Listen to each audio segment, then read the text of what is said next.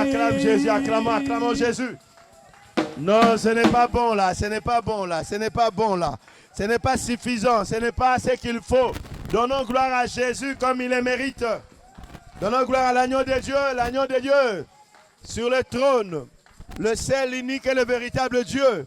Célébrons-le bien-aimés, célébrons-le. Alléluia, gloire à Dieu. Merci, je vous prie de vous asseoir dans la présence de Dieu. Et que Dieu bénisse chacun de nous ici présents ce matin. Que la paix de Dieu, la grâce de notre Seigneur Jésus-Christ et la communion du Saint-Esprit soient ton partage et le mien ce matin. Ton amen n'est pas assez convaincant. Alléluia. Gloire à Dieu. J'ai encore la grâce plutôt de Dieu de me tenir devant vous, devant son peuple, pour annoncer sa parole. Et nous savons que la parole de Dieu est esprit et vie. La parole de Dieu est esprit et vie. Ce n'est pas moi qui l'ai dit, mais c'est Jésus lui-même qui l'a dit. Les paroles que je vous dis ou que je vous annonce sont esprit et vie. Ce qui veut dire que l'esprit de Dieu est véhiculé par la parole. La vie de Dieu est pareille, est véhiculée par la parole. Celui qui reçoit la parole reçoit et l'esprit de Dieu et la vie de Dieu. Celui qui rejette la parole rejette à la fois et la vie de Dieu et l'esprit de Dieu. Parce que ce soit la vie ou que ce soit l'esprit, les deux sont attachés à la parole de Dieu. On ne peut pas les dissocier. On ne peut pas les séparer. Tu veux avoir l'esprit de Dieu, attache-toi à la parole. Tu veux avoir la vie de Dieu, attache-toi à la parole. Or, la parole, c'est Jésus-Christ. Au commencement était la parole était avec Dieu, et la parole était Dieu. Puisque Jésus n'est pas visible à l'œil nu, comment pouvons-nous la saisir? Comment pouvons-nous le recevoir? C'est au travers de la parole. Voilà pourquoi il est dit, ceux qui ont refusé d'entendre, ceux qui parlaient de la part de Dieu, n'ont pas échappé au jugement, parce que c'est Dieu qu'ils ont rejeté. Mais tous ceux qui ont eu besoin du salut, ont eu besoin de la guérison, lorsqu'ils ont invoqué Dieu, Dieu leur a envoyé quoi? Sa parole. Et quand sa parole est venue, sa parole les a guéris. Sa parole les a sauvés. Sa parole les a sécurisés. Et Jésus va dire quelque chose d'important dans le livre de Jean. Il dit ceci: si vous m'aimez, gardez mes commandements. Et il dit, si ma parole demeure en vous, moi et le Père nous viendrons et nous ferons notre demeure en vous. Vous voyez que Dieu est dans sa parole, il est sur sa parole, il est avec sa parole. Même pour qu'il demeure en nous, il faut que nous gardions sa parole. Car si nous ne la gardons pas, il ne pourra pas demeurer en nous. Alors ne néglige pas la parole de Dieu. Quelqu'un m'entend ce matin? Ne néglige pas la parole de Dieu. C'est elle qui transforme. C'est elle qui régénère. C'est elle qui sauve. Et c'est elle qui qualifie. Quelqu'un m'a bien entendu ce matin avant que je ne prêche. Le succès, la réussite que Dieu nous donne, il nous le donne au travers de la parole. Voilà pourquoi il dira ceci à Josué: que ces livres de la loi ne s'éloignent pas de la bouche. Médite-les jour et nuit, afin que tu réussisses dans ce que tu entreprendras et que tu aies du succès. Tout est lié à la parole, parce que dans la parole, nous voyons l'esprit et la vie. Est-ce que tu peux dire à quelqu'un, dans la parole, il y a l'esprit et la vie? Et ajoutez-lui ceci: attache-toi à la parole de Dieu. Amen. Amen. Ne t'attache à rien d'autre que la parole de Dieu. Attache-toi à la parole. Si tu t'attaches à la parole, les restes peuvent t'abandonner, les gens peuvent t'abandonner, mais Dieu, qui est l'auteur de la parole, ne t'abandonnera pas. Il sera toujours avec toi. Parce qu'il dit c'est dans sa parole. Aucune de ses paroles ne sort de sa bouche et vient à toi, ne rentre à lui sans qu'il ait exécuté ce pourquoi il avait été dit ou annoncé. Ce qui veut dire que quand une parole de Dieu est donnée, Dieu s'attache à cette parole jusqu'à ce que cette parole soit accomplie. Il ne peut pas la retirer tant que cela ne s'est pas accompli. Donc, cela veut en d'autres termes dire, quand une parole de Dieu est dite, il y a un esprit qui est attaché à la parole et cet esprit ne retournera pas à Dieu sans qu'il ait exécuté ce pourquoi il a été envoyé. Alors attache-toi, accroche-toi à la parole de Dieu. Amen. Je bénis Dieu avant que je ne prêche ce matin pour la femme qu'elle m'a donnée et le fait de la voir encore là ce matin en pleine santé et en vie. Alléluia. Amen. Je bénis Dieu fortement pour cela parce que hier soir, elle allait très mal. Elle m'a inquiété même. Elle allait très mal, vraiment très mal. Et vous savez, si vous connaissez certaines choses en médecine, vous pouvez même commencer de fois à avoir peur si vous n'êtes pas un homme de foi. Alléluia. Hier, elle était très mal. Et Dieu m'a donné la foi. J'ai dit, j'ai prié pour toi maintenant. Et alors qu'on était dans notre chambre, j'ai prié pour elle. J'ai prié pour elle. J'ai exercé ma foi. J'ai prié pour elle. J'ai dit, tu vas aller mieux. Rien ne va arriver. Au nom de Jésus, j'ai prié pour elle. Je n'ai pas voulu non plus l'alarmer. J'ai prié pour elle. Et je bénis Dieu de l'avoir en forme ce matin. Et je bénis Dieu de l'avoir présidé. Et je bénis Dieu de l'avoir chanté. Et ce matin, je lui ai posé la question. Il m'a dit, ça va. Tout est normal, je me sens bien. Alléluia. Amen. Voilà pourquoi je tends à rendre gloire à Dieu, parce que la Bible dit, ceux qui se confient à l'Éternel renouvellent leur force. Amen. Et la parole de Dieu dit ceci, par le meurtrissure de Jésus-Christ, nous sommes guéris de toutes nos maladies. Amen. Et vraiment, je rends de grandes actions de grâce à Dieu de retrouver ma femme là, en bonne santé et en pleine énergie, en train de célébrer Dieu. Alléluia. Amen. Voilà pourquoi, quoi qu'il arrive, avant tout, invoquez le Seigneur. Invoquer Dieu pour les situations et Dieu interviendra. Amen. Voilà, je vais parler aujourd'hui sur le thème « Il mérite que tu prêtes ou tu portes un regard sur lui ». Il mérite, c'est le thème, il mérite que tu portes un regard sur lui. Le « il » là, ça peut être toi. Le « il » là, ça peut être lui ou elle. Alléluia. Moi là, je mis « il mérite », tu peux mettre « elle mérite ». Donc, il mérite ou elle mérite que tu portes un regard sur lui. C'est ça le thème. Ce thème, je l'ai tiré de l'histoire du centenier romain qui s'est retrouvé avec son serviteur qui était malade et qui a envoyé ses disciples, ou plutôt ses serviteurs, rencontrer Jésus-Christ. Alléluia. Et c'est de cette histoire qu'on va voir pourquoi et les comment de ce thème. Parce que le but poursuivi dans ce thème que je vais pouvoir partager avec nous ce matin, c'est de comprendre l'importance des bonnes œuvres que nous faisons. Et comment est-ce qu'on peut s'en servir par la grâce de Dieu pour attirer l'attention de Dieu et recevoir des choses que nous ne devions pas mériter d'une autre manière. Quelqu'un me comprend ce matin? Donc je te montre maintenant le sujet que nous avons parlé, mais aussi le pourquoi est-ce qu'on va parler et l'objectif poursuivi dans ce sujet-là.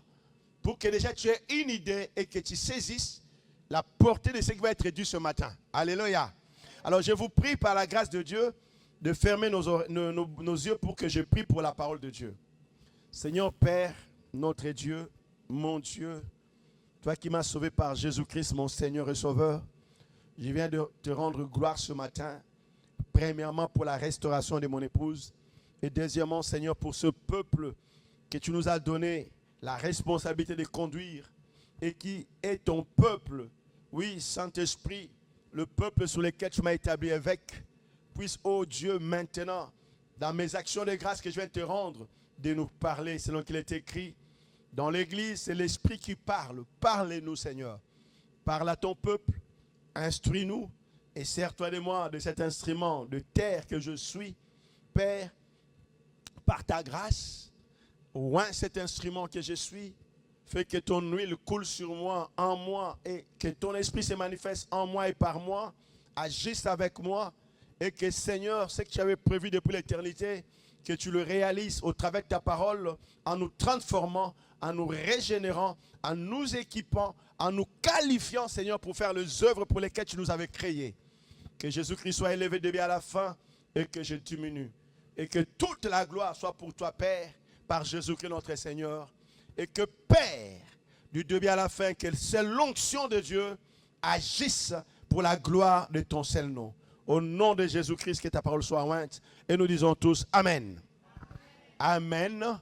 Alors ouvre ton attention, ouvre ton esprit à la parole de Dieu ce matin. Le thème, je l'ai dit, il mérite que tu portes un regard sur lui. Et je vous ai dit que ce texte, cette histoire ou ce message, je l'ai tiré de Luc chapitre 7, de l'histoire du centenier romain, Donc je vais donc nous prier tous d'aller lire ces textes dans Luc chapitre 7, verset 1 au verset 6. Et de là, nous allons maintenant commenter ce que l'Esprit de Dieu veut nous dire ce matin. Amen. Dans le premier texte, c'est Luc chapitre 7, verset 1 à 6. On va les lire.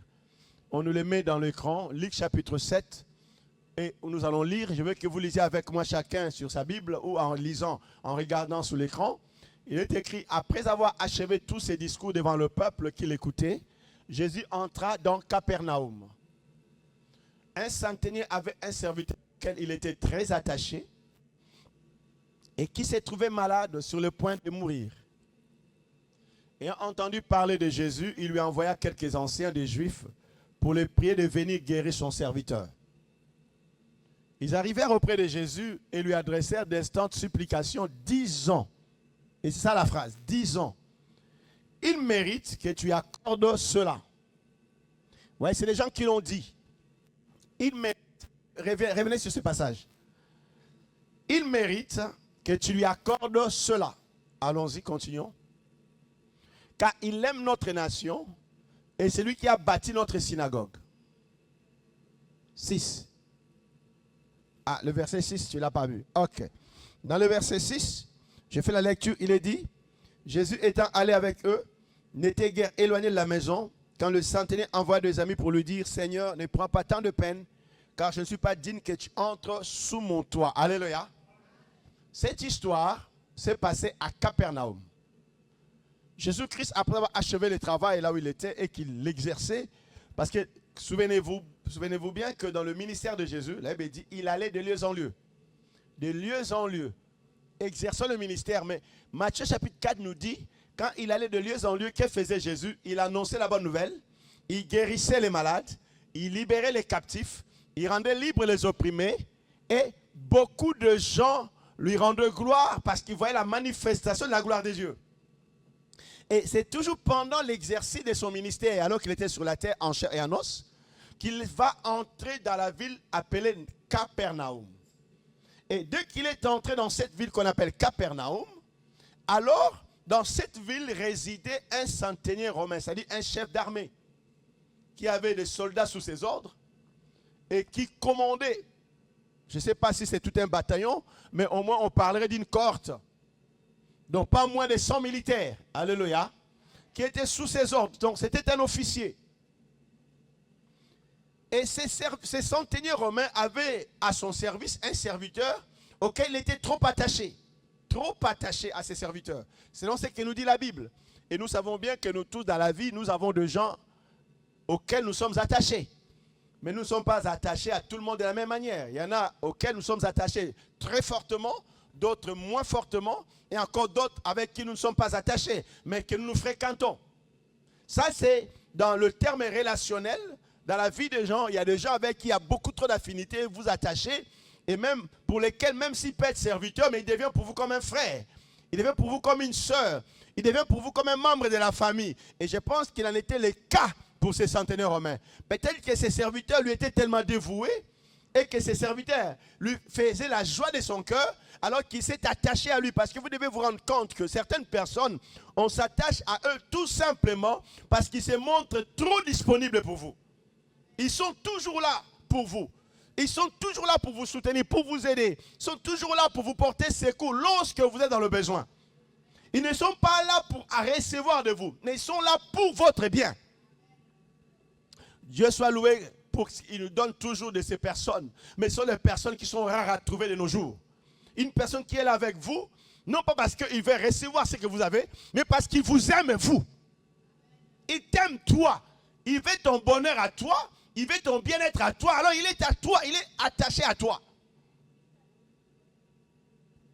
Ce sont des gens même qui, de fois, vous prenez la tête, mais vous ne les verrez jamais partir. Ils sont là.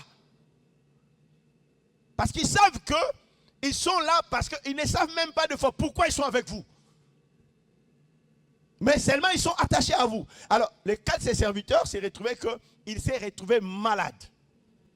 Et son maître, soucieux de son état, puisqu'il était attaché à lui, une parenthèse, je peux vous dire, bien aimé, dans la vie, demandez à Dieu de vous donner des gens qui seront là avec vous, parce qu'ils vous aiment pour ce que vous êtes et non pour ce que vous avez. et que vous avez l'air à porter. Alors son maître, le centenier romain, a entendu parler de Jésus qui était venu dans la ville. Quand il a entendu parler de Jésus qui était venu dans la ville, ce qu'il a fait, c'est qu'il a envoyé ses serviteurs parler à Jésus-Christ à propos de son autre serviteur qui était malade. Et quand ceux-ci arrivèrent auprès de Jésus, vous remarquerez que ce n'est pas seulement eux qui sont intervenus, mais aussi les Juifs qui étaient là dans ces groupes, qui intervinrent auprès de Jésus en sa faveur. Et quelles étaient leurs paroles? Une fois que ce centenier a envoyé ses serviteurs auprès des anciens Juifs pour qu'ils prient Jésus en faveur de son serviteur, la Bible dit, eux, ils vont dire ceci à Jésus. Seigneur, ça c'est moi qui dis, hein, probablement comment ils ont pu faire. Seigneur, ces centeniers romains aiment notre nation. Seigneur, ces centeniers romains aiment notre peuple. Il est avec nous. Il nous soutient. Et plus encore, ses œuvres se manifestent pour nous. Il a bâti notre temple. Alléluia. Il a bâti notre temple. Voilà une grande œuvre qu'il a fait pour nous, qui témoigne qu'il aime notre peuple, qu'il aime notre nation. Voilà l'image. Il a bâti notre temple. Et rien ne peut dire qu'il ne nous aime pas. Rien ne peut dire qu'il n'est pas attaché à nous. Parce que si on voit le temple qu'il a bâti, on peut que témoigner, il nous aime. Et alors, Seigneur, puisqu'il a fait cela, cette personne mérite que tu lui accordes ce qu'il a besoin. Alléluia. Oh, vous devez bien savoir, devant Dieu, on ne mérite rien. Tout n'est que grâce. Tout n'est que grâce. Le salut n'est que grâce. Mais je peux vous dire aujourd'hui, même dans la grâce, il y a certaines choses qui font que Dieu porte un regard sur vous. En réponse à ce que vous avez fait. Et que si vous ne le faites pas, Dieu ne pourrait ne pas non plus porter un regard sur vous. La grâce n'exclut pas de porter attention aux actes que les gens font. Est-ce que quelqu'un m'a bien saisi?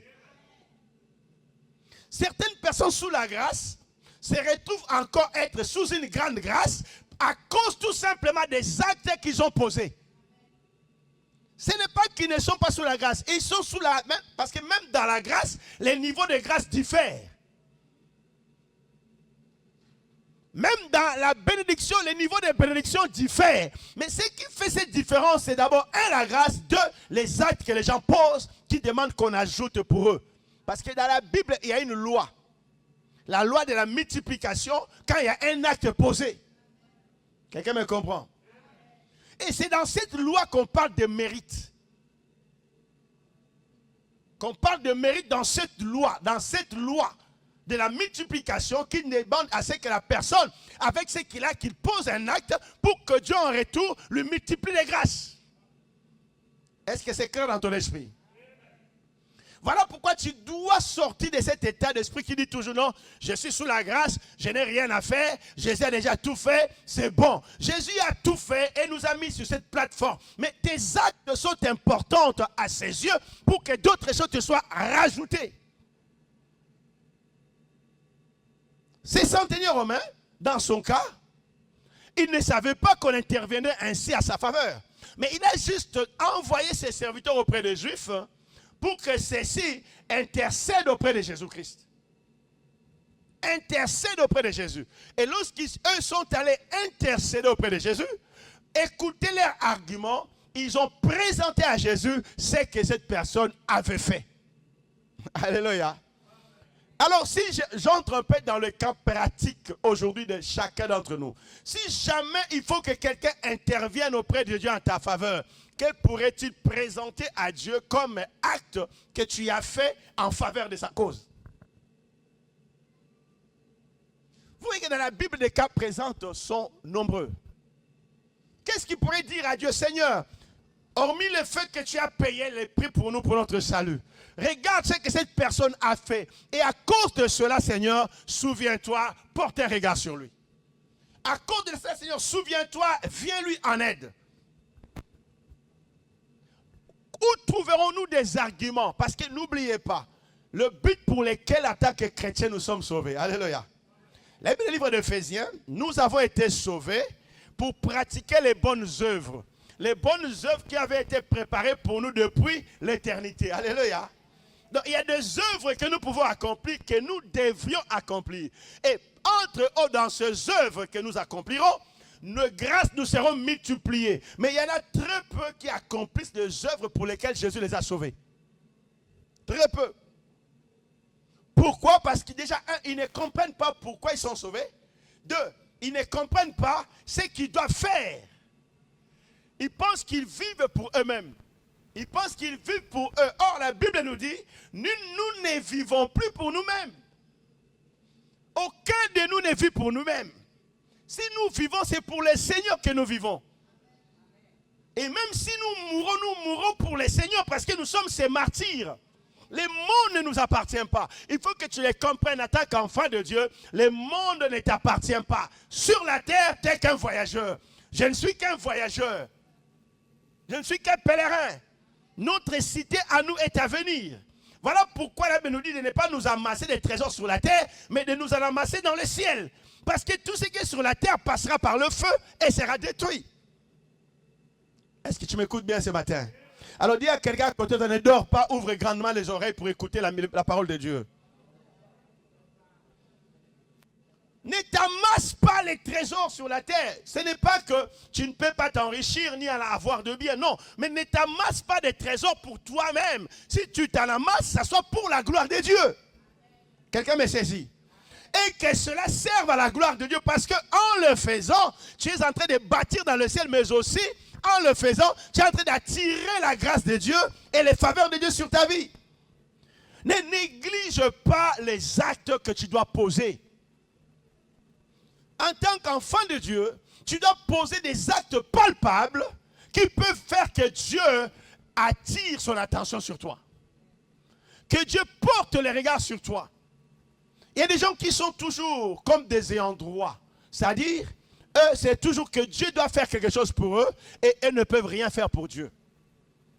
Or, laissez-moi vous dire, Dieu n'a jamais voulu travailler seul. Dieu a toujours voulu travailler avec l'homme. Et Dieu, pour qu'il puisse travailler avec l'homme, il veut prendre d'abord ce que l'homme a. Que toi, tu mettes à son service ce que tu as, et lui aussi, il met à ton service ce qu'il lui a. Et dans cette association, il y a la multiplication. Regardez par exemple, quand Dieu a appelé Moïse, qu'est-ce que Dieu a demandé à Moïse? Qu'est-ce que tu as en main? Dieu cherche à savoir qu'est-ce que nous avons déjà en premier. Quelqu'un me suit bien attentivement? Parce que tu dois commencer à servir, tu vas commencer à marcher avec ce que tu as déjà. Parce que Dieu en nous créant, Dieu en nous faisant venir sur terre par la naissance, il donne à chacun quelque chose déjà d'avance. L'intelligence, la sagesse, la force physique, l'énergie, une durée de vie sur la terre. Et il nous donne aussi des moyens, des familles auxquelles nous appartenons. Mais pour que nous commencions à voir ces choses de multiplier en nous, nous devons d'abord nous commencer à poser des actes pour la gloire de Dieu. Le mettre au service de Dieu. Parce qu'il y a des bonnes œuvres pour lesquelles nous avons été créés. Et c'est centenaire romain, lui, dans les bons actes, dans les actes qu'il posait, alors même qu'il n'était pas juif, à cause de son amour pour ce peuple, il a pu bâtir le temple pour les juifs. Écoutez bien aimé, cet acte qu'il avait posé, on a parlé de cela, un acte d'amour. Il a aimé la nation juive, il a aimé le peuple juif et il a bâti le temple pour la cause de Dieu. Alléluia. La grande question serait, toi dans ton état, qu'est-ce qu'as-tu déjà fait pour Dieu? Et que les gens pourraient toujours dire, voilà ce que cet homme a fait, voilà ce que cette femme a fait. C'est pour que les gens parlent de tes œuvres, il faut que ces œuvres soient parlantes. Si tes œuvres ne sont pas manifestes et ne sont pas parlantes, les gens ne pourront pas témoigner. Et les gens ne pourront même pas intercéder que non, lui là vraiment nous devons les soutenir. Alléluia. Lui là vraiment nous devons l'aider. Lui là vraiment nous devons intercéder, nous devons supplier Dieu. Nous ne voulons pas qu'il meure lui. On a besoin de lui. N'avez-vous jamais vu de gens dire non, Seigneur, aie pitié, on a besoin de cette personne, il ne faut pas qu'il parte. Il est tellement une bénédiction pour les gens. Qui ne partent pas, Seigneur. Qu'ils reviennent, qu'ils restent là. Bien aimé, ces choses, les gens le font, que lorsqu'ils voient des choses que vous avez faites et qu'ils parlent devant Dieu. Regarde quelqu'un, dit lui. Est-ce qu'on peut aujourd'hui parler et réclamer que tu restes en vie jusqu'à ce jour-là ou après demain, après 100 ans? Pose-lui la question. Quelles sont les œuvres qui peuvent faire que les gens te réclament que tu sois toujours là? Parle-lui, parle-lui, parle-lui, parle-lui. C'est difficile, hein? Ah, tu vois, là, c'est compliqué à parler, hein? Oh, je ne vois pas les gens poser des questions, là. Les gens ne veulent même pas se regarder, là. Oh, qu'est-ce que c'est cette histoire?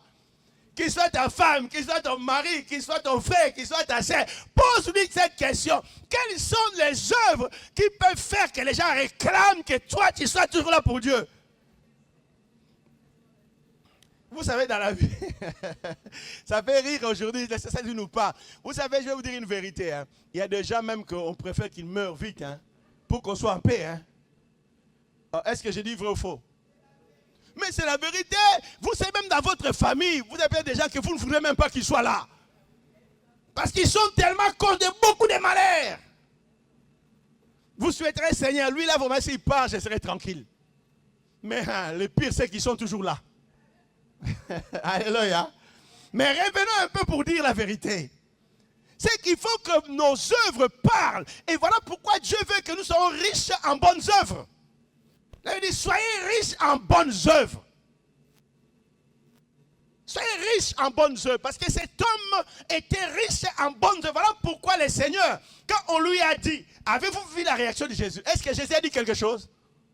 Quand on lit le verset 6, Jésus n'a rien dit. Jésus a tout simplement pris ses pieds, ses jambes et commencé à se rendre chez ses centeniers romains. Relisons encore le verset 6, vous verrez. Il dit ceci.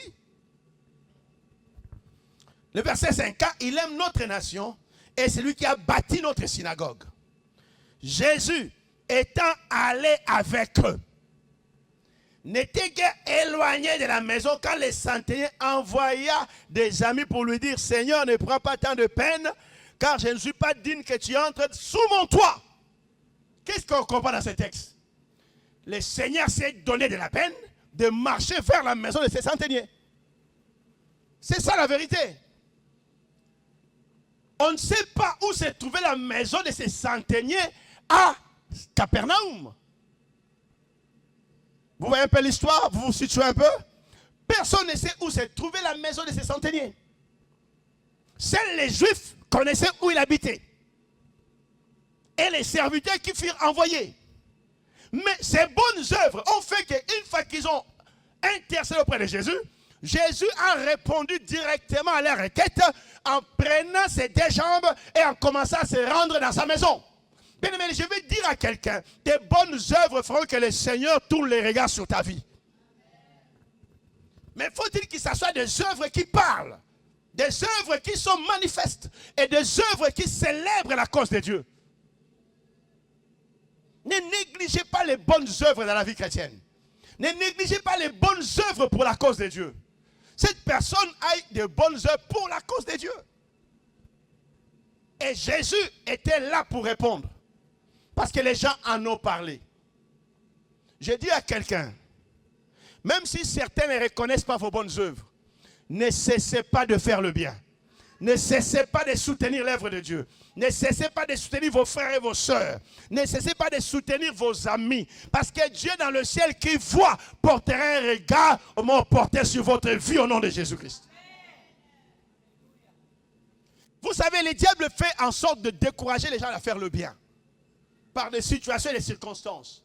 Par des trahisons. Par des déceptions. Mais moi, je lève ma main, je déclare, engage-toi à faire le bien et Dieu portera un regard sur toi au nom de Jésus-Christ. Vous savez, même pour soutenir l'œuvre de Dieu, beaucoup de gens sont découragés. On les décourage, on les détourne, on les démotive. Mais moi, je lève ma main, je déclare, continue à le faire, car c'est la preuve de l'amour de Dieu, mais aussi Dieu aura un regard sur toi. Et sache-le, c'est une vérité qui blesse et qui choque. Tout ce que tu fais pour toi-même, tu le perds. Sa finalité, c'est la toilette. Mais tout ce que tu fais pour Dieu, tu le gagnes, car sa finalité, c'est la belle chose dans le royaume de Dieu. Est-ce que c'est la vérité? C'est la vérité, je vous dis. Tout ça est fait pour vous. J'ai dit hier aussi à certaines personnes ici qui étaient avec nous, je leur ai dit une vérité, j'ai dit écoutez, on construit des belles maisons, mais des fois ce sont des maisons dans lesquelles on n'habiterait même pas. Parce que d'autres vont y habiter après nous, et il faut même se les disputer. Alors que nous ne serons pas là. Et que c'est nous qui aurions à peiner pour les construire. Hein. Mais eux, ils vont en profiter en se disputant, nous ne serons plus là. Mais alors que ce que nous aurons fait pour Dieu, nous les retrouverons au ciel. Parce que là-bas, rien n'est périssable. Quelqu'un me comprend? Il y en a qui achètent, qui veulent avoir de terrain partout sur la terre. C'est une bonne chose. Mais aucun de nous ne partira avec.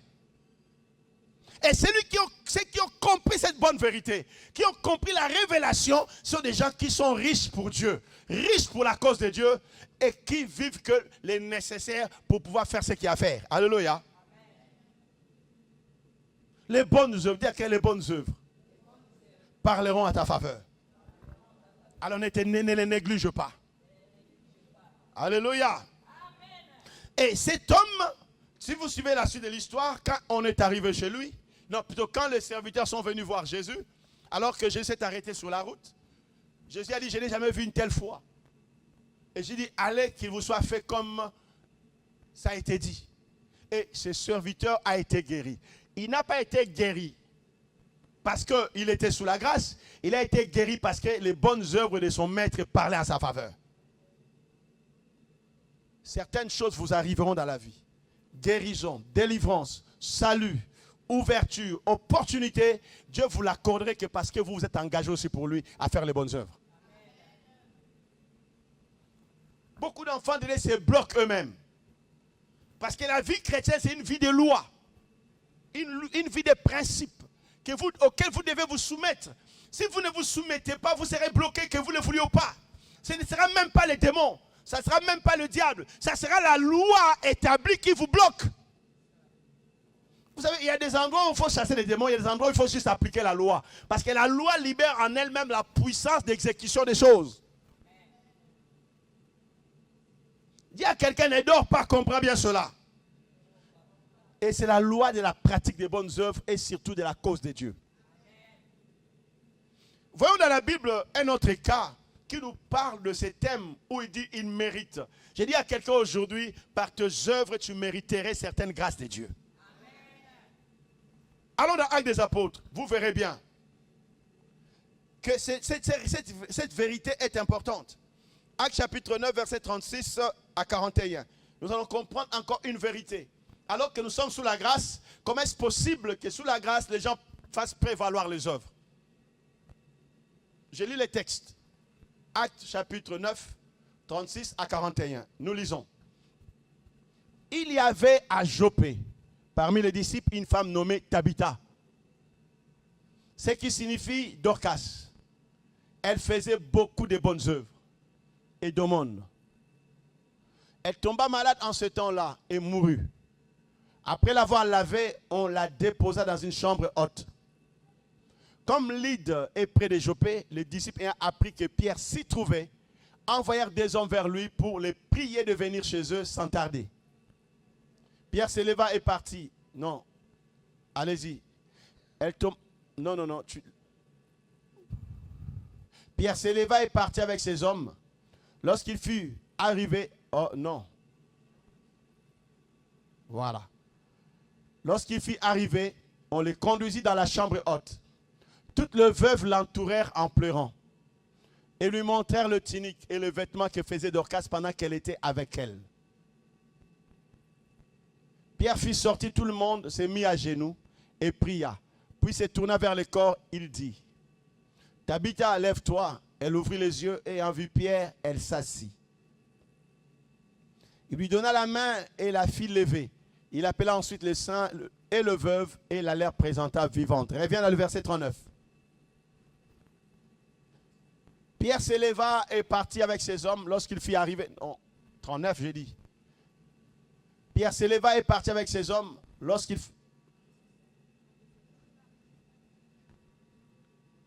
Et ça bouge tout seul? Ok, là c'est bon, ok. Pierre se leva et partit avec ses hommes. Lorsqu'il fit arriver, on les conduisit dans la chambre haute.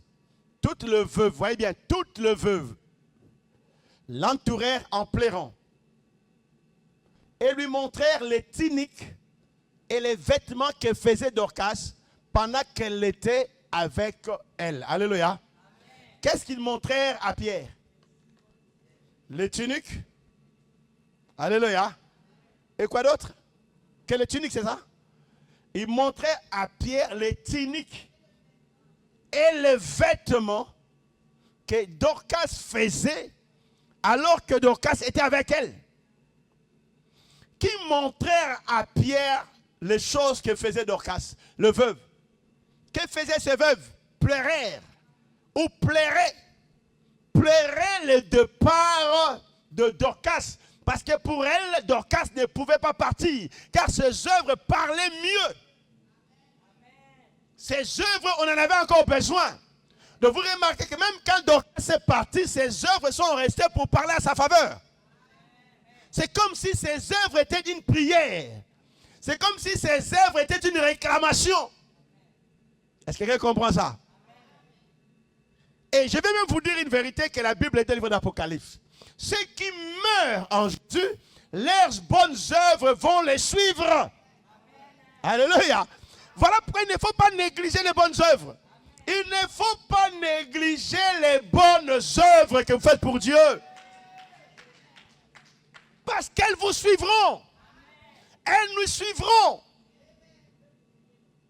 Même si les gens ne les reconnaissent pas, mais Dieu fera toujours qu'il y ait des gens qui les reconnaissent. Et ces œuvres vont parler, elles vont parler. Que, écoutez, moi là, je suis là grâce à tel. Moi là, je suis là grâce à tel. Ce qui veut dire en d'autres termes, que tout ce que nous faisons a une bouche pour parler. Alléluia. Quand tu donnes, ce que tu donnes là a une bouche pour dire, si je suis là, c'est parce que tel m'a libéré. Donc ça veut dire que ton argent a une bouche pour parler. Ton assistance a une bouche pour parler. Ta présence au décès, ta présence pour soutenir quelqu'un est une bouche pour parler même après ton départ. Alléluia. Je prends juste un exemple. Une personne qui n'assiste jamais dans le deuil pour assister les autres.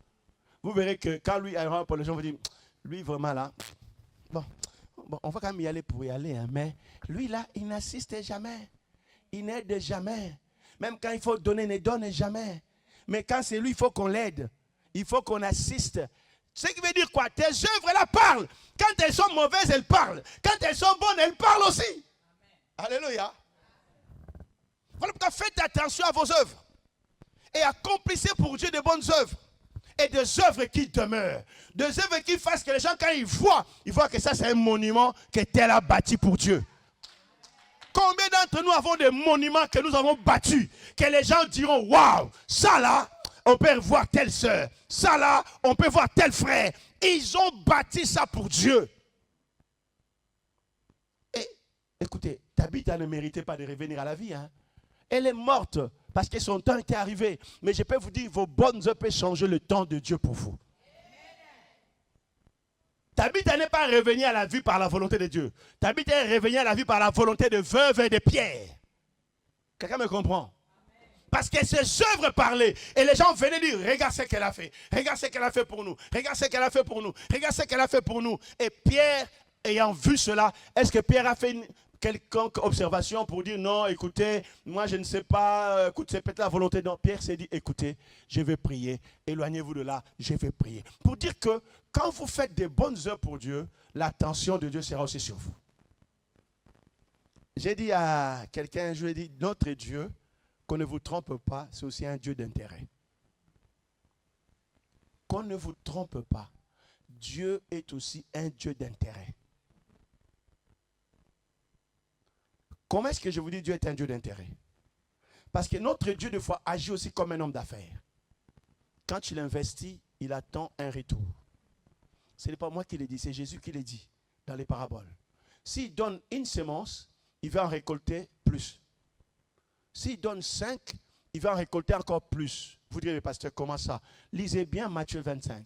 Lisez bien des paraboles de Jésus. Il dit la parabole de mine, la parabole des talents. Il dit, c'est lui à qui on avait donné qu'un talent. Puisqu'il ne l'a pas fructifié, comment est-ce qu'on l'a traité? Des mauvais serviteurs. qui n'a pas fait fructifier ce que son maître lui avait donné. Ce qui veut dire que quand Dieu investit, Dieu attend un retour productif. Quelqu'un comprend ça? Et c'est là où le diable est en train de tromper le peuple de Dieu. En leur disant, écoutez, Dieu vous donne, c'est fini. Faites ce que vous voulez. Vous êtes sous la grâce. Écoutez, être sous la grâce n'exclut pas la loi. La grâce nous permet d'accomplir la loi. Que d'être productif pour Dieu. Il y a des gens qui seront jugés uniquement parce qu'ils avaient la voix pour chanter, ils n'ont pas chanté pour Dieu. Ils avaient l'argent pour soutenir, ils n'ont pas soutenu. Ils avaient la force d'attirer les âmes, ils ne l'ont pas fait. Et Dieu les jugerait pour cela alors qu'il en avait donné des capacités. Mais ils ont pensé qu'ils vivaient pour eux et non pas pour Dieu. Voilà pourquoi je viens crier à chacun aujourd'hui. Tu mériterais que Dieu porte un regard sur toi à cause aussi de tes œuvres. Voilà pourquoi avant toujours de condamner Dieu, avant toujours de dire des choses, regarde-toi quelles sont les œuvres que tu fais pour Dieu. Pour sa cause, pour son royaume. Est-ce que tu es utile? Parce que même dans les royaumes, il y a une parabole que moi j'appelle de péché d'inutilité. Un arbre qui occupait inutilement la terre. Connaissez-vous ces paraboles? Je crois que c'est dans Luc 11 ou Luc 13. Un arbre qui occupait inutilement le jardin, alors qu'on avait pris soin de cet arbre. On lui a donné encore du temps pour qu'il porte de fruits. Mais l'arbre n'en donnait toujours pas. Et quelle était la sentence à la fin? Il faut les couper. Il y a beaucoup de chrétiens qui pensent encore être des bois, alors Dieu les a déjà coupés. Ils sont déjà coupés. Et ils ne pourront plus porter de fruits à moins qu'ils se répandent et qu'ils reviennent à Dieu. Alléluia. Ne néglige pas. Encore dis-le à quelqu'un, ne néglige pas les bonnes œuvres pour Dieu. Tu ne vis pas pour toi, tu vis pour Dieu. Ne pense pas que la vie t'appartient, la vie appartient à Dieu. Et tout ce que Dieu te donne, il te le donne comme gérant. Parce que la vérité, c'est que chaque être sur la terre est un intendant. Dites, je suis un intendant. Il y a cette parabole d'intendant. Chaque être sur terre est un intendant. À qui Dieu confie des biens pour qu'il puisse le gérer pour sa cause, le gérer pour le bien. Le bien de son œuvre et le bien de ses semblables. Mais le diable doit détourner l'attention des gens pour que les gens pensent que Dieu leur confie ces choses pour eux-mêmes et pour leur propre bonheur ou pour leur propre égoïsme. Mais je lève ma main, je déclare que tu sois une source de bénédiction pour plusieurs. Et que tu sois une source de bénédiction pour l'œuvre de Dieu. Une source de bénédiction pour ta famille. Une source de bénédiction pour tes amis. Une source de bénédiction pour ton église. Au nom de Jésus-Christ. Écoutez, quand Dieu a appelé Abraham, qu'est-ce que Dieu a dit à Abraham? Je ferai de toi une source de bénédiction. Alléluia. Dieu dit à Abraham, je te bénirai. Je rendrai ton nom grand et je ferai de toi une source de bénédiction. Donc, tu comprends bien que dans la pensée de Dieu, c'est que chaque personne, en faisant le bien, devienne une source de bénédiction. Est-ce que je peux crier très fort à quelqu'un? Ne sois pas égoïste. Il y a des gens qui sont égoïstes, mais ils ne savent pas qu'ils sont égoïstes.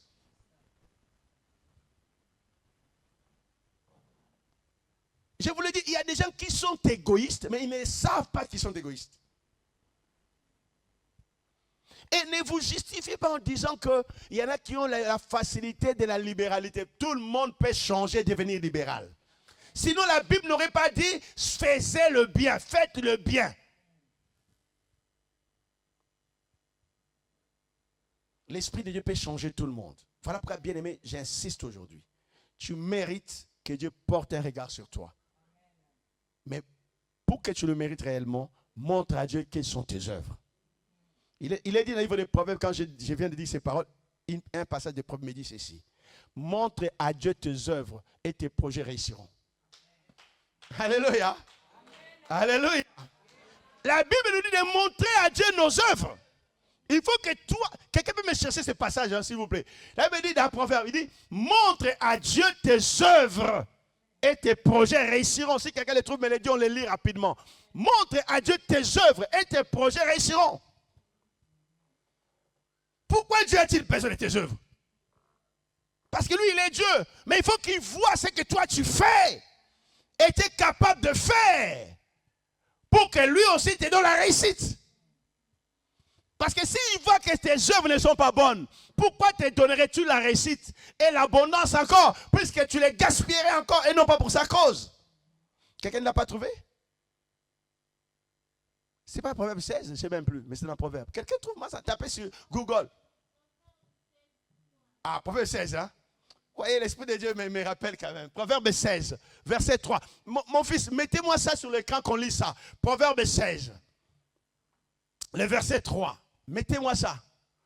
Proverbe 16, verset 3. Je veux que l'Église comprenne l'importance des bonnes œuvres.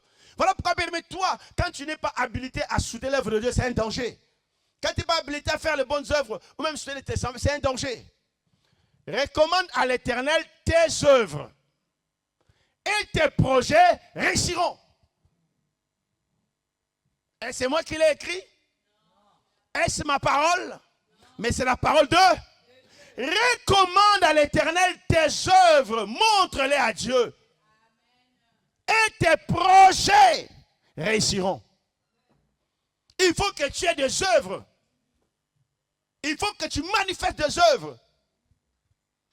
Et je pourrais les traduire d'une autre manière. Montre à Dieu tes œuvres et tes demandes seront exaucées.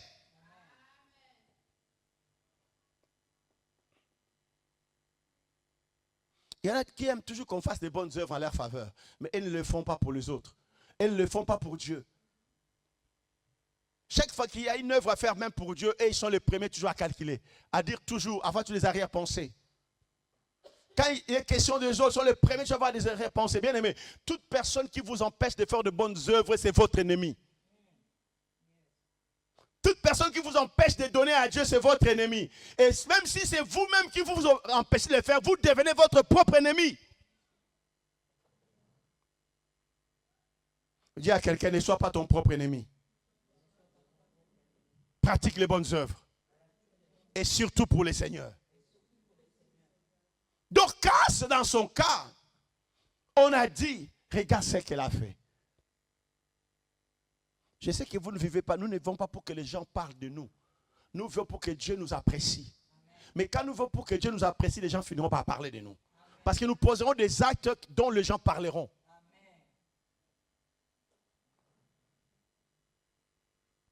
Alléluia.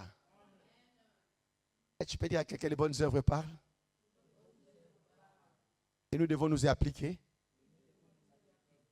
pour que Dieu porte son regard sur nous. Et il y a un autre cas dans la Bible, dans 1 Roi chapitre 20. Nous allons le lire. 2 Rois chapitre 20, versets 1 à 6. 2 Rois 20, 1 à 6. On nous le met rapidement au tableau. 2 Rois 20, 1 à 6. Écoutez ce que ce texte dit. Et on va comprendre. En ce temps-là, Ézéchias fut malade à la mort. Le prophète Ésaïe, fils d'Amoth, vint auprès de lui et lui dit, ainsi parle l'Éternel, donne tes ordres à ta maison, car tu vas mourir. Et tu ne vivras plus. Qui parle? Qui parle là? C'est Dieu, hein? Tu ne vivras plus. Donne des ordres à ta maison. Tu ne vivras plus. Ce n'est pas que tu ne vivras pas, tu ne vivras plus. Donc pour toi, c'est fini, c'est arrêté. Tu ne peux plus vivre. Et Ézéchias tourna son visage contre le mur et fit cette prière à l'Éternel. Ô Éternel, souviens-toi que j'ai marché devant ta face avec fidélité et intégrité de cœur. Et que j'ai fait ce qui est bien à tes yeux. Et Ézéchias répandit d'abondantes larmes. Ésaïe qui était sorti n'était pas encore dans la cour du milieu. Lorsque la parole de l'Éternel lui fut adressée en ces mots. En ces termes plutôt. C'est là, je me suis arrêté là. Retourne et dis à Ézéchias, chef de mon peuple, ainsi parle l'Éternel, le Dieu de David, ton père. J'ai entendu ta prière, je vis tes larmes. Voici, je te guérirai. Le troisième jour, tu monteras à la maison de l'Éternel. Alléluia. Alléluia. Le verset 6. J'ajouterai à tes jours 15 années. Je te délivrerai, toi et cette ville, de la main du roi d'Assyrie. Je protégerai cette ville à cause de moi et à cause de David, mon serviteur. Alléluia. Alléluia. Est-ce qu'on peut acclamer la parole de Dieu? Tout est dans la parole. Je vous dis, la parole est esprit et vie. Ézéchias, c'est Dieu qui parle. Ce n'est pas un homme qui parle. Dieu dit, Ézéchias, mon fils, mon serviteur, c'est fini pour toi. Tu ne peux plus vivre. J'ai pris la décision de te reprendre maintenant. Laissez-moi vous dire, tes bonnes œuvres peuvent changer la décision de Dieu. Il dit, Dieu lui dit, c'est fini, Ézéchias, tu vas mourir d'ailleurs. Ézéchias avait trouvé grâce. On lui dit qu'il va mourir et qu'il prépare sa maison en avance. Prépare ta maison. Alors que beaucoup meurent brutalement, ils n'ont même pas le temps de se préparer, ni de préparer leurs successeurs. Mais à Ézéchias, Dieu lui dit, prépare ta maison. Parce que déjà, ses œuvres plaisaient à Dieu. Et Dieu ne voulait pas qu'après lui, qu'il y ait le désordre. Il dit, prépare ta maison déjà.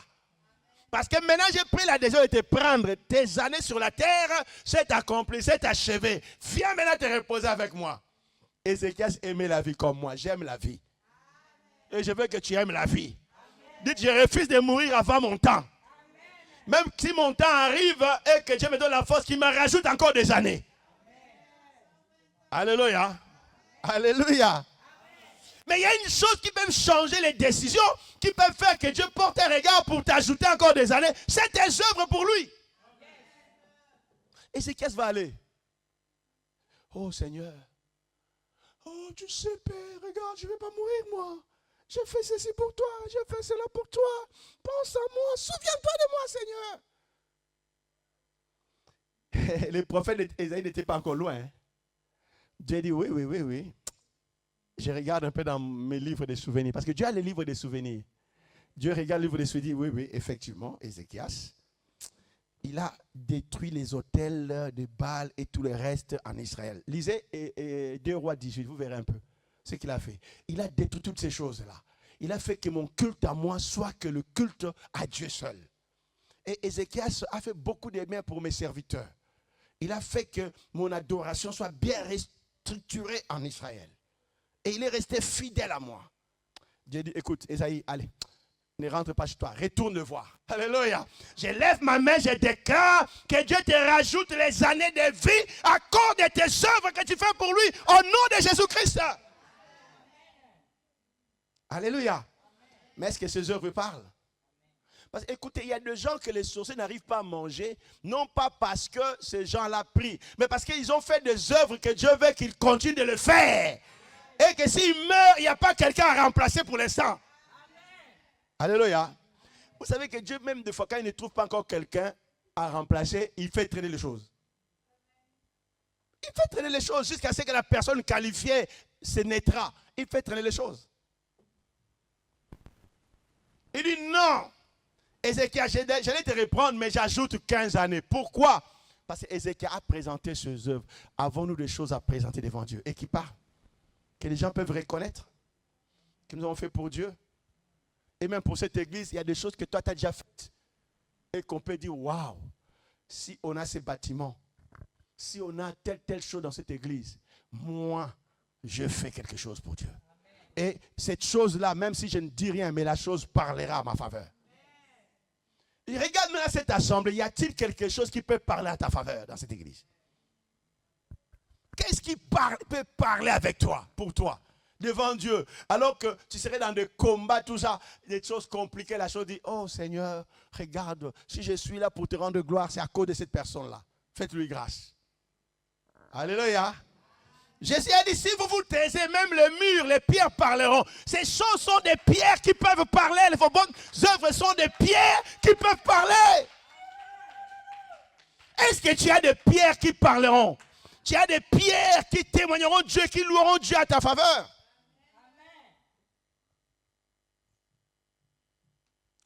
Ou des pierres qui diront, ah, il nous a gaspillé inutilement. Il nous a gaspillé, nous ne servons pas à grand chose. Si ce n'est qu'à distraire. Est-ce que quelqu'un m'écoute bien ce matin? Est-ce que quelqu'un écoute bien la voix de l'Esprit ce matin? Je tiens à te dire sincèrement. Vois en quoi tu gaspilles ton argent. Vois en quoi tu gaspilles ton énergie. Vois et analyse bien en quoi tu dilapides tes biens. Est-ce pour ton propre plaisir? Ce n'est pas un péché. Mais plus pour ton propre plaisir ou pour Dieu aussi. Souvenez-vous que tout ce que tu dilapides pour ton propre plaisir, qui n'est pas un péché, mais c'est une perte. Mais ce que tu dilapides, non, c'est que tu investisses pour Dieu, c'est un bénéfice que tu es en train de te procurer. Parce que ceux qui comprennent qu'ils ne sont passagers sont ceux-là qui saisissent de vérité. Mais écoutez, il y a encore quelque chose que j'aimerais qu'on lise avant que j'arrive à clôturer mon message. Alléluia. Parce que pour que quelqu'un s'applique dans les bonnes œuvres, à le pratiquer, et surtout même pour la cause de Dieu, il faut qu'il y ait des éléments majeurs. Le premier élément, c'est l'amour de Dieu. Alléluia. Dites-moi l'amour de Dieu. Et dans l'amour de Dieu, nous voyons ce qu'on appelle la révélation. Ça, c'est le premier élément. L'amour de Dieu dans lequel nous voyons la révélation. Et le deuxième élément, c'est la foi en Dieu. Ce sont les deux grands éléments qui poussent quelqu'un à pratiquer les bonnes œuvres, alors même que les gens le trouvent comme un fou. Alors même que les gens pourraient penser qu'il dilapide, qu'il gaspille en faisant des bonnes œuvres ou même en soutenant l'œuvre de Dieu. Mais lui, il faut que ces deux éléments, et l'amour de Dieu en premier, qui est poussé par la révélation, et la foi en son Dieu. Dites-moi l'amour de Dieu et la révélation de Christ. La foi. Alléluia. Parce que sans ces éléments, aucune personne ne peut s'appliquer à pratiquer les bonnes œuvres. Parce que je vais vous dire une chose qui vous choque. Même le païen qui a une révélation de la loi des bonnes œuvres, les pratique. N'entendez-vous pas bête, enfin pas bêtement, n'entendez-vous pas régulièrement que les gens qui sont des fois riches là, ils font des œuvres caritatives. Ne vous posez pas cette question. Vous ne vous posez pas pourquoi est-ce qu'ils le font. Tu entends, oh, tel a fait un don pour telle association pour aider les gens à la recherche de telle maladie. Tel a fait un don pour telle association pour aider les gens qui sont affamés. Tel a fait un don pour telle association. Ils ne les font pas pour le faire parce qu'ils aiment beaucoup leur argent. Ils les font parce qu'ils connaissent qu'il y a une loi de la sémence et des bonnes œuvres. Ils le savent. Il y a des païens qui connaissent la loi biblique. Ils ne croient pas en Jésus, mais ils croient en la loi et ils le pratiquent. Ils savent que Dieu est fidèle pour faire pleuvoir pour les justes et les injustes. Il y en a même dans leur science, on leur enseigne ça, que des lois que Dieu a établies, si vous pratiquez les bonnes œuvres, ils parleront pour vous. Personne ne pourra vous nuire. Alléluia. Nous parlerons une fois des lois des sacrifices et des lois des autels ici. Pour que vous compreniez comment fonctionne ce monde de la foi chrétienne. Alléluia. Je vous dis, il faut l'amour de Dieu, il faut la révélation et enfin il faut la foi. Et lisons pour terminer le livre des Chroniques, 1 Chroniques chapitre 29, verset 1 au verset 4. Nous lirons cela. 1 Chroniques 29, verset 1 au verset 4. Nous allons lire cela. 1 Chroniques 29, verset 1 au verset 4. Nous verrons ce que David dit.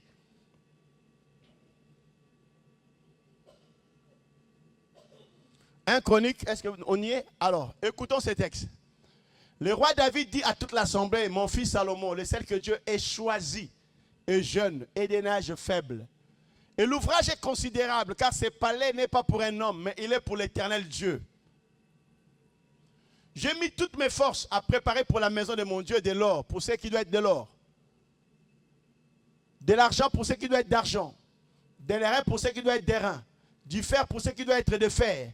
Et du bois pour ce qui doit être du bois, de pierres d'onyx et de pierres enchâssées, de pierres brillantes et de diverses couleurs, toutes sortes de pierres précieuses et du marbre blanc en quantité. De plus, dans mon attachement pour la maison de mon Dieu, je donne à la maison de mon Dieu l'or et l'argent que je possède en propre, outre tout ce que j'ai préparé pour la maison du sanctuaire. 3000 talents d'or, d'or d'Ophir, et 7000 talents d'argent épuré pour en revêtir les parois des bâtiments. Alléluia. Alléluia. Vous savez pourquoi je vous donne ces textes? Parce que là, on voit déjà un élément important qui est l'amour et la révélation. Alléluia.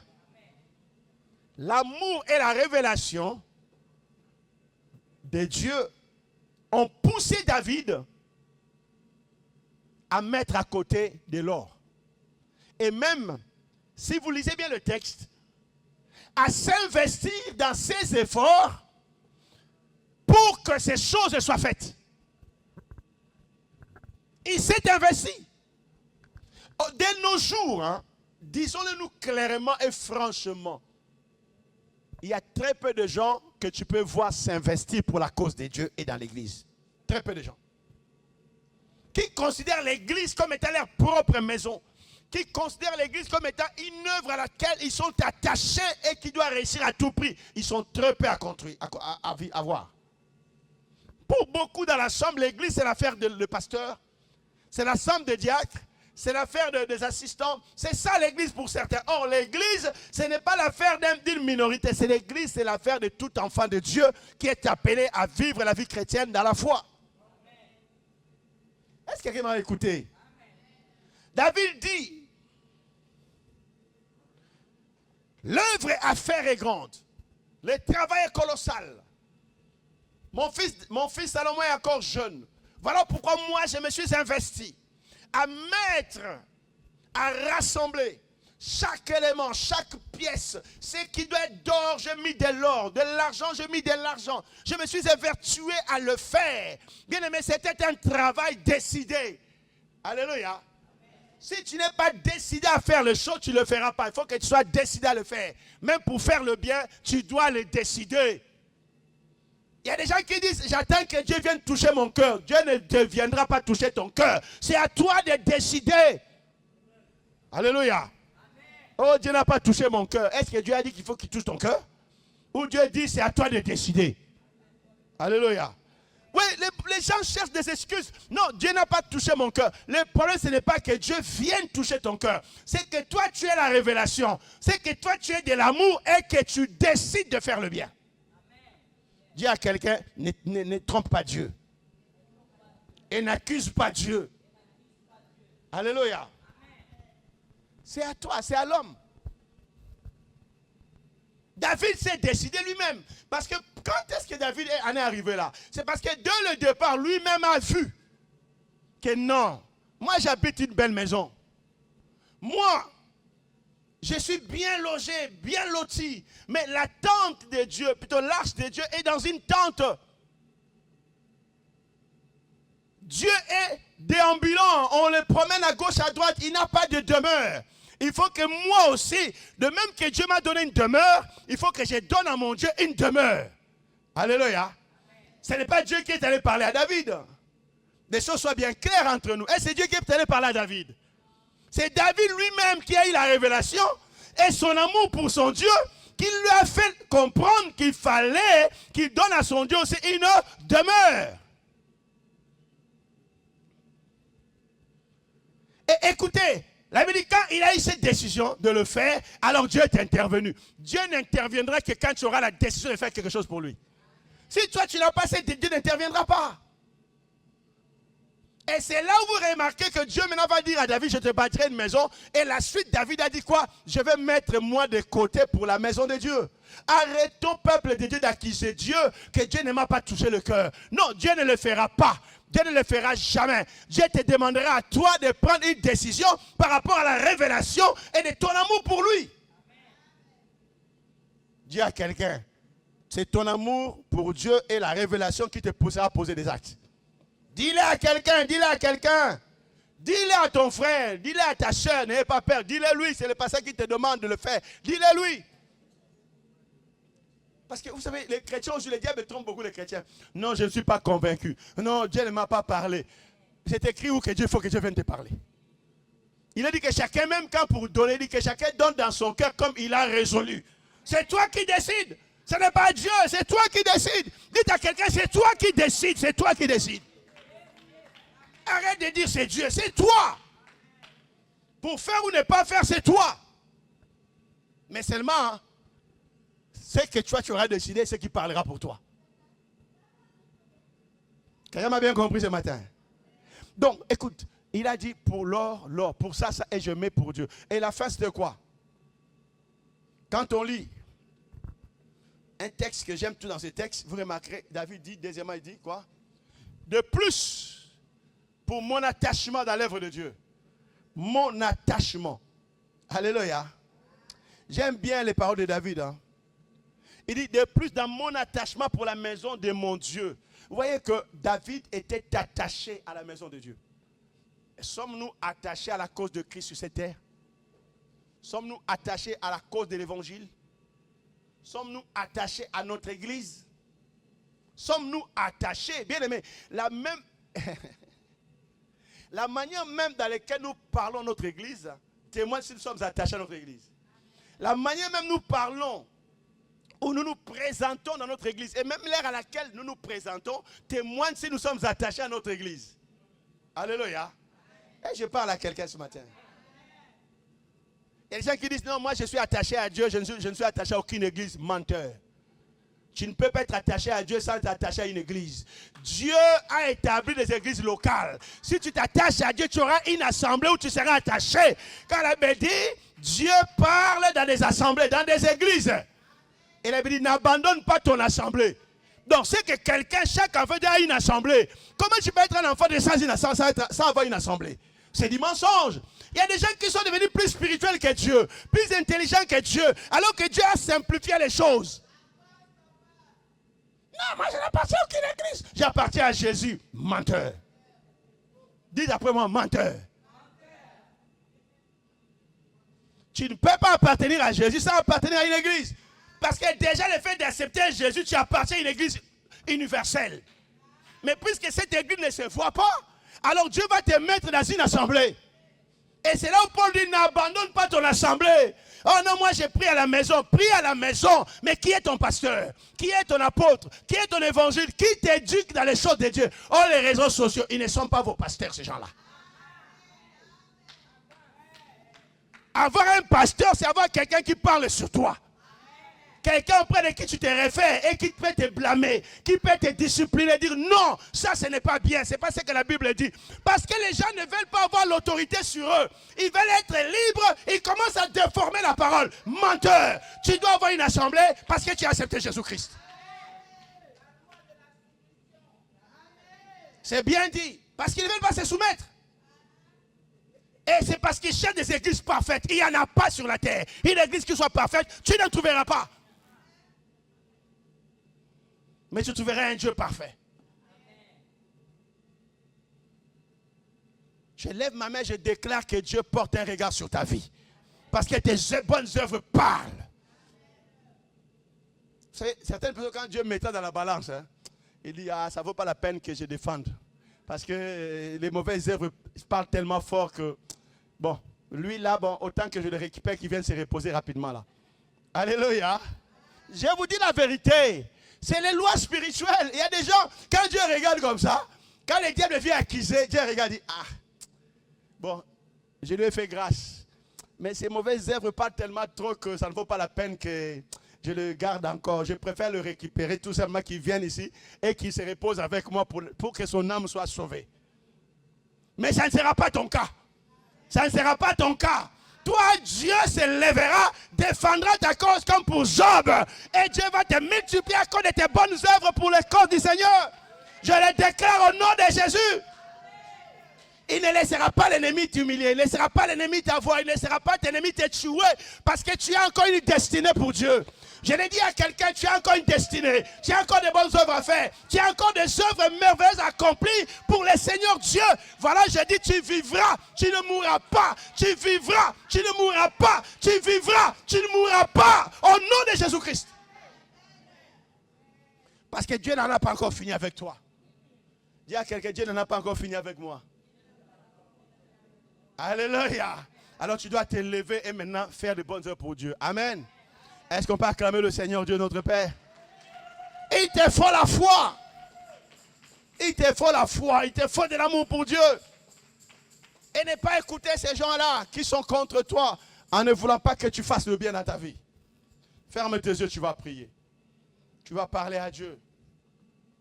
Parce que moi je peux vous dire, votre mari, votre femme, votre frère peut devenir un obstacle pour vos bonnes œuvres. Votre femme, votre mari, votre frère, votre soeur, votre enfant peut devenir un obstacle pour vos bonnes œuvres. Mais écoutez ce que votre cœur vous dit par rapport à votre foi et par rapport à votre amour pour Dieu. Mais je veux que chacun parle à Dieu aujourd'hui, en prenant une grande décision dans sa vie, à pratiquer les bonnes œuvres pour que cela parle aussi à sa faveur auprès de Dieu. Parle au Seigneur, prie le Seigneur maintenant, parle au Seigneur, prie au nom de Jésus. Prie au nom de Jésus, parle au Seigneur, parle au Seigneur. Shandara mayomore que c'était belimano roboya. Mamare que sente que belimano roko she baba remasonto. Iye mare que c'était que belimano ri baba roko she bebe shabrando. Iya brando kori hebe que bete que belimasonto. Baba reke sete berima noria baba reke sete. Iya baba robo sheke bebe shibrando ria baba rema sonto. Iya baba rema sonto koria baba baba. Parlons au Seigneur, parlons au Seigneur, parlons au Seigneur, parlons au Seigneur. Shinda kachabrando. Chacun dans son cœur puisse voir avec le Saint-Esprit et parle à Dieu. Est-ce qu'il y a des choses qui sont des monuments pour moi et qui parlent en ma faveur devant Dieu et que je pourrais dire à Seigneur, oh papa, je fais ceci dans ton œuvre, je fais ceci pour ta cause, je fais ceci pour l'évangélisation, je fais ceci pour ta maison, je fais ceci, Père, souviens-toi de moi à cause de ça. J'ai besoin que tu interviennes, que tu portes un regard sur moi. Oh, Reba Sainte, parle à Dieu, parle à Dieu, parle à Dieu, parle à Dieu.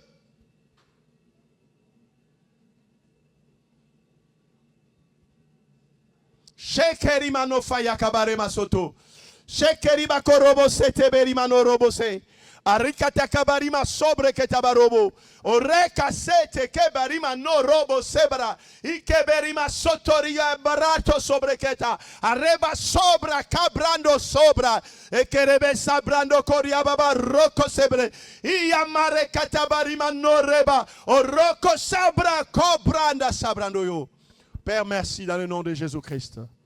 Laisse-moi prier avec toi. Répète après moi, Seigneur Jésus. Père éternel, je me tiens devant toi. Tu m'as créé en Jésus-Christ pour la pratique des bonnes œuvres. Et tu me demandes de devenir riche en bonnes œuvres.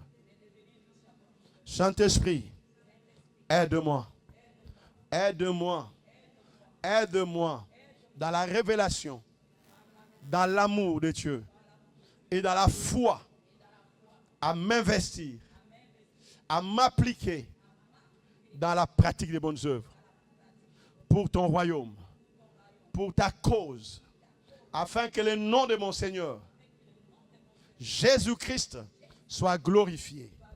Père, fais que les œuvres que je fais et qui honorent ton nom et qui soutiennent ta cause, parle à ma faveur, parce que tu n'es pas ingrat pour oublier les œuvres que nous faisons pour ta cause, pour oublier les efforts que nous fournissons pour ta cause.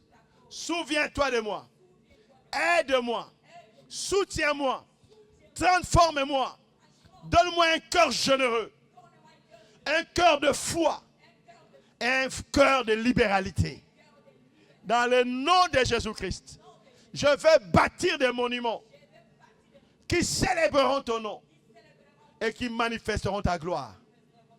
Et que les générations suivantes diront oui, le Dieu d'Abraham, le Dieu d'Isaac, le Dieu de Jacob, le Dieu de la Bible, le Père de mon Seigneur Jésus-Christ est réellement Dieu.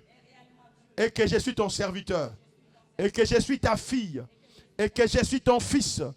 Dans le nom de Jésus-Christ, je priais que mes œuvres soient des monuments qui parleront, même pour ceux qui viendront après moi, de m'aligner, que mes œuvres parlent à leur faveur également. Au nom de Jésus-Christ. Amen. Acclamons le Seigneur très fort, acclamons le Seigneur, acclamons. Acclame très fort, acclame très fort, acclame très fort. Amen. Alors dis maintenant à quelqu'un, change ta vie et ta vision. Commence à pratiquer les bonnes œuvres sans t'arrêter. Ne sois plus